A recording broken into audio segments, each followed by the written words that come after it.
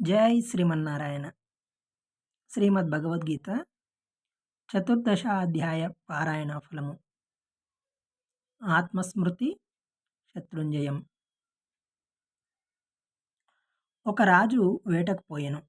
వేట కుక్క కుందేలును తరుమసాగెను. అంతలోనే అవి రెండును ఒక ఆశ్రమ ప్రాంతమందలి బురద ప్రాంతమునకు చేరి శత్రుత్వమును మరచి స్నేహితుల వలె ఆడుకొనసాగినవి. అది చూచి రాజు ఆశ్చర్యపోయెను. ఇంతలోనే ఆశ్రమము నుండి వెలికి వచ్చిన వత్సుడను ముని ఈ విషయమై అడుగగా, ఆ వత్సుడు నవ్వి, నేను నిత్యము భగవద్గీత 14వ అధ్యాయమును పారాయణ చేయుచుండుటచే నేను కాళ్ళు కడుక్కొను స్థలమును చేరగానే ఈ కుక్కయు కుందేలును జాతవైరములు మరచి ఆత్మస్మృతితో అలరుచున్నవి. ఇదంతయు 14వ అధ్యాయ పారాయణ ఫలమే అని చెప్పెను. జై శ్రీమన్నారాయణ.